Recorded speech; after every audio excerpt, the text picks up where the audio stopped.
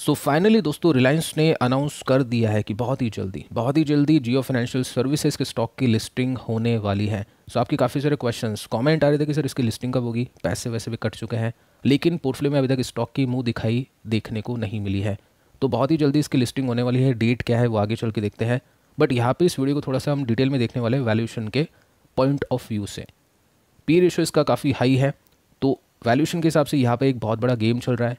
अब इस गेम के चक्कर में रिटेल इन्वेस्टर्स को नुकसान हो सकता है या फ़ायदा हो सकता है, उसको थोड़ा सा डिटेल में हम देखने वाले हैं। तो जैसा कि दोस्तों आपको बताइए कि पिछले महीने एक स्पेशल विंडो खिड़की खुली थी बड़े इन्वेस्टर्स के लिए इसको खरीदने के लिए। उस दिन आपने देखा होगा रिलायंस का स्टॉक टूटा था, क्योंकि उस समय JFS का स्टॉक वहाँ से डीमर्ज हुआ था। प्राइस डिसाइड किया गया 262 रुपीज़ के आसपास का। अब इस हिसाब से वैल्यूएशन क्या है वो आगे चल के देखते हैं, प्रॉफिट कितना है वो आगे चल के देखते हैं।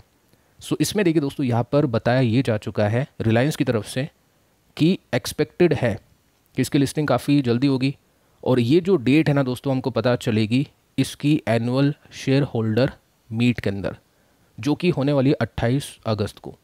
तो ये चीज़ आप ध्यान में रख सकते हैं, इस मीटिंग के बाद में डेट हमको पता लगने वाली है।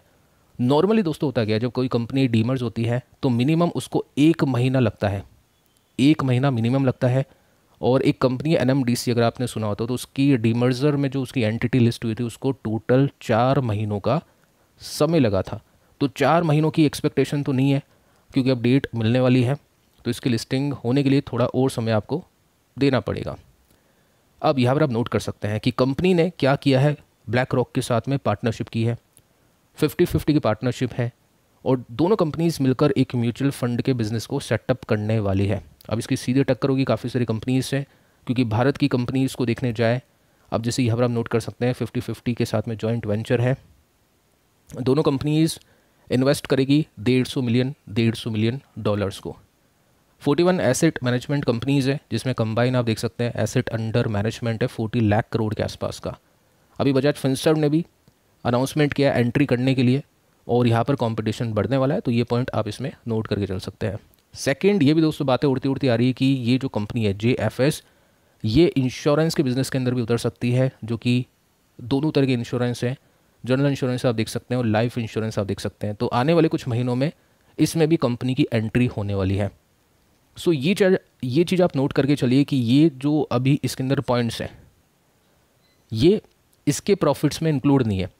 मतलब ये सभी अभी के समय बातें हैं, कंपनी एंट्री कर रही है तो इसके प्रॉफिट्स आने वाले समय में आएंगे, तो उसको लेकर बाज़ार थोड़ा सा इसको वैल्यू अच्छी खासी देने की कोशिश करेगा। तो ये चीज़ आपको देख के चलने की, बाज़ार हमेशा फ्यूचर को देखता है, और फ्यूचर बाज़ार को लग रहा है कि जिस तरह से अग्रेसिवली जा रहे हैं तो हो सकता है इसकी वैल्यूएशन थोड़ी सी हमको ज़्यादा ही देनी चाहिए। अब ऐसा आप देख सकते हैं कि यहाँ पर मेंशन कर रखा है कि इसका जो मार्केट कैप है हो सकता है 1 लाख या फिर बोल सकते हैं और 1.5 लाख करोड़ के आसपास का। एग्जैक्टली बोले तो 1,60,000 करोड़ रुपीज़ के आसपास का। तो वैल्यूएशन क्या जस्टिफाई करती है क्या? अब वैल्यूएशन आप कैसे देख सकते हैं, आपको देखना पड़ेगा कंपनी का मुनाफा कितना है, उसके हिसाब से आपको मार्केट कैप को देखना है। तो वैसे आपको PE रेशियो यहाँ पर आपको देखने को नहीं मिलेगा, लेकिन फिर भी हम आइडिया लगाने की कोशिश करते हैं कि ये कितना महंगा है।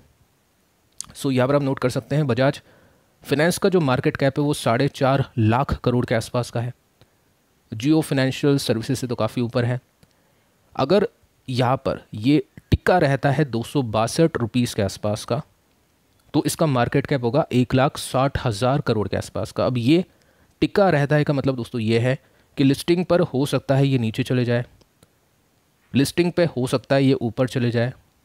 अब वो वैल्यूएशन के ऊपर डिपेंड करेगा, बायर्स के ऊपर डिपेंड करेगा। मुझको ऐसा लग रहा था, जो कि मैंने आपको बताने की कोशिश की थी, कि जब ये लिस्ट होगा तो क्या जैसे अभी के समय क्या है IPO की तरह ये इसमें काम हुआ है कि IPO में क्या होता है, बड़े बड़े इन्वेस्टर्स बाइंग करते हैं, FIs DIs हम बोल सकते हैं कि बाइंग करती है, पार्टिसिपेट करती है।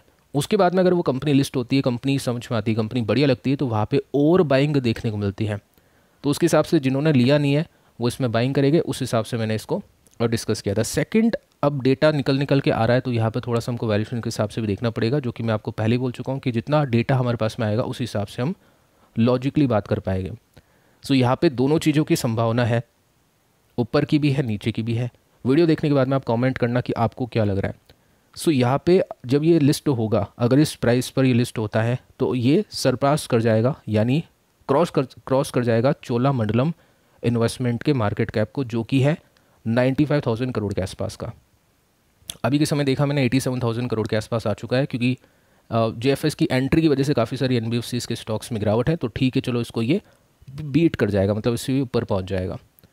सो यहाँ पर हम देखने की कोशिश करते हैं कि आईसीआईसीआई डायरेक्ट ने कहा है कि जो इसकी इम्प्लाइड वैल्यू है, मतलब ऑफरिंग वैल्यू आप देख सकते हैं या फेयर वैल्यू काइंड ऑफ आप मान सकते हैं, वो 133 प्रति स्टॉक के आसपास की है। लेकिन मार्केट ने इसको वैल्यू कर दिया 250 से लेकर 260 रुपये प्रति स्टॉक तक, क्योंकि इसकी नेटवर्थ काफ़ी स्ट्रॉन्ग है। अगर हम रिलायंस की बात करें वैसे भी देखें, और जो न्यूज़ हम सुन पा रहे हैं कि कितना अग्रेसिवली कंपनी बढ़ने की कोशिश करी है। सेकंड, यहाँ पे एक्सपेक्टेशन थी कि 250 नहीं या 260 नहीं, 190 का ये स्टॉक हो सकता है। तो उससे भी स्टॉक काफ़ी महंगा हो चुका है, मतलब बहुत जितनी एक्सपेक्टेशन नहीं थी उससे महंगा ये स्टॉक अभी के समय आपको दिखाई दे रहा है। अब हम ये देखने की कोशिश करते हैं कि इसकी प्रॉफिटेबिलिटी कैसी है, मतलब Q1 के अंदर इसके कैसे नंबर्स आए हैं। तो Q1 का डेटा आपके सामने है, देख सकते हैं प्रॉफिट है 332 करोड़ रुपीस के आसपास का, यानी इसने पैट डिक्लेयर किया प्रॉफिट आफ्टर टैक्स 332 करोड़ के आसपास का। तो मोटा मोटी चलो हम इसको 300 करोड़ के आसपास या चलो 332 ही मान के चलते हैं। अब इसमें आप एक चीज़ नोट करिए, जैसे चोलामंडलम फाइनेंस को इसने बीट कर दिया है मार्केट कैप के हिसाब से, तो वैल्यूएशन इसकी कैसी है वो देखने की कोशिश करते हैं, जस्ट आइडिया लगाने की कोशिश करते हैं। तो चोलामंडलम का प्रॉफिट है 710 करोड़ का, ये Q1 के बेसिस का डेटा है, देख सकते हैं। तो जहाँ पे रिलायंस के जो जियो फाइनेंशियल सर्विसेज का प्रॉफिट है 330 करोड़ के आसपास का, वहाँ पे इसका जो प्रॉफिट है वो डबल के आसपास है। ठीक है, तो डबल प्रॉफिट है, लेकिन फिर भी मार्केट कैप काफ़ी कम है। तो इससे आप आइडिया लगा सकते हैं कि जियो फाइनेंशियल सर्विसेज अभी के समय कितना एक्सपेंसिव है। अब इसमें एक चीज़ और मैं आपको बताने की कोशिश करता हूँ, बजाज फाइनेंस के साथ में इसका कंपैरिजन करते हैं। तो बजाज फाइनेंस का जो प्रॉफिट है Q1 का वो 3437 करोड़ के आसपास का है, और जियो फाइनेंशियल सर्विसेज का प्रॉफिट है 330 करोड़ के आसपास का, यानी सीधा आप बोल सकते हैं कि 10 गुना ज़्यादा प्रॉफिट बजाज फाइनेंस ने कमाया है। लेकिन मार्केट कैप जियो फाइनेंशियल सर्विसेज से 10 गुना ज़्यादा नहीं है। अगर वैसी वैल्यूएशन होती तो फिर इसका मार्केट कैप 10 लाख करोड़ के आसपास होना चाहिए था बजाज फाइनेंस का। अगर इतना प्रॉफिट जियो फाइनेंशियल सर्विसेज कमाता और करंट वैल्यूएशन के हिसाब से उसको ट्रेड करवाते तो प्रॉफिट 10 गुना ज़्यादा है, तो उसका मार्केट कैप भी 10 गुना ज़्यादा होना चाहिए था जियो फाइनेंशियल सर्विसेज का, अगर इसी वैल्यूएशन पे वो ट्रेड करता तो जहाँ पे 1,60,000 करोड़ का मार्केट कैप अभी के समय है, अगर इतना प्रॉफिट बजाज जितना प्रॉफिट ये कमाता तो मार्केट कैप होना चाहिए था 16 लाख करोड़ के आसपास का। यानी रिलायंस का जो मार्केट कैप है 16 लाख करोड़ से 17 लाख करोड़ के आसपास का, उतना होना चाहिए था अगर ये इतना प्रॉफिट कमा लेता। मतलब जस्ट मैं आपको आइडिया दे रहा हूँ कि कितना महंगा है अभी के समय जियो फाइनेंशियल सर्विसेज। तो एक्सपेंसिव बोल सकते हैं या काइंड ऑफ ओवर वैल्यूड अभी के समय आप इसको बोल सकते हैं। तो ये तो दोस्तों हमको पता लग चुका है कि स्टॉक अभी के समय बहुत ही एक्सपेंसिव है, बहुत ही ओवर वैल्यूड है।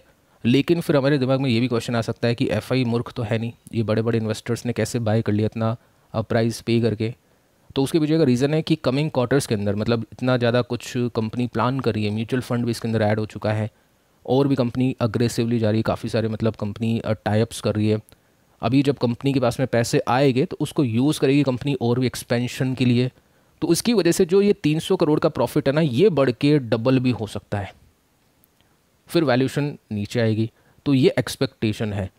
तो हाइप दोस्तों होता ही है स्टार्टिंग में, जैसे LIC की बात करें तो आपको पता ही था किस तरह का हाइप था उसके अंदर, मतलब LIC नहीं, पता नहीं जैसे क्या हो रहा हो। ठीक है, वैसे भी उसकी लिस्टिंग बुढ़ापे में हुई थी, आपको पता ही है, कुछ मज़े वाली बात थी नहीं, हमने डिस्कस भी किया था कि उसमें लगाना नहीं चाहिए। और ठीक है, और इसी तरह की हाइप हमको देखने को मिली थी पेटीएम की, SBI कार्ड्स की, और उसी तरह की हाइप यहाँ पर हमको दिखाई दे रही है। लेकिन बात यह है कि क्या आपको लगता है कि आने वाले कुछ क्वार्टर्स में ये सारी अग्रेसिवनेस की वजह से कंपनी के मुनाफे डबल हो सकते हैं? अगर ऐसा हो जाएगा तो वेल एंड गुड, और उसके चांसेस भी है, मान सकते हैं, क्योंकि रिलायंस की कोई कंपनी है, मात्र 300 करोड़ का प्रॉफिट है, चेन काफ़ी स्ट्रॉन्ग है, डिस्ट्रीब्यूशन नेटवर्क काफ़ी स्ट्रॉन्ग है, टाइप्स हो रहे कंपनी का, ब्रांड वैल्यू काफ़ी कमाल की है। तो हो सकता है आगे चल के कमिंग क्वार्टर्स में नंबर्स इसके बढ़ के आए। लेकिन एट प्रेजेंट अगर मैं देखने जाऊँ तो वैल्यूएशन सुपर एक्सपेंसिव है, बहुत ही महंगा स्टॉक दिखाई दे रहा है। तो देखते हैं लिस्टिंग के समय इसको ओवर बाय किया जाता है बड़े इन्वेस्टर्स के द्वारा या नहीं, क्योंकि रिटेलर बाय करेगा तो उससे स्टॉक ऊपर नहीं जाएगा, लेकिन हाँ एफआईज अगर उसमें एंट्री करती है लिस्ट होने के बाद में और अच्छी बाइंग होती है तो यस स्टॉक के ऊपर जाने की संभावना काफ़ी बढ़िया है। लेकिन क्या वो टिकेगा नहीं टिकेगा, वो दोस्तों सिंपली डिपेंड करेगा कंपनी के प्रॉफिट के बढ़ने के ऊपर। तो यहाँ से एक बात समझ में आती है कि इसकी वजह से अगर आपको बाकी एनबीएफसीज में गिरावट मिलती है तो वो जस्ट एक अपॉर्चुनिटी है, क्योंकि इसके कंपैरिजन में जो बाकी एनबीएफसीज है उनकी वैल्यूएशन काफ़ी कम है। अगर मैं बजाज फाइनेंस की बात करूँ तो इसी वजह से इसमें एक गिरावट देखने को मिली है। और डेली चार्ट के पैटर्न के ऊपर डिस्कस किया था, जैसे यहाँ पर एक सपोर्ट बना 7000 के आसपास डिस्कशन किया, तो ये एक मेरे हिसाब से मौका है कुछ स्टॉक्स उठाने का जिसको इंटरेस्ट है इस कंपनी में उसके लिए, क्योंकि वैल्यूएशन वगैरह आपने सारी चीज़ें देख ली। बाकी ठीक है, आगे चल के देखते हैं कितना अग्रेसिव इनमें कंपटीशन बढ़ता है। और बजाज भी वैसे कम नहीं है, वो भी आगे चल के कुछ ना कुछ कोशिश तो करेगा ही, ऐसे थोड़ी ना है कि हाथ पे हाथ रख के बैठेगा। सो फिलहाल दोस्तों इस वीडियो में इतना ही, और इससे पहले की वीडियोस की बात करें तो टोटल 2 वीडियोस अवेलेबल है जिसमें 6 कंपनीज हमने डिस्कस किया है। काफ़ी इंपॉर्टेंट अपडेट्स हैं, टेक्निकल फंडामेंटल्स हैं, चाहे तो आप चेकआउट कर सकते हैं।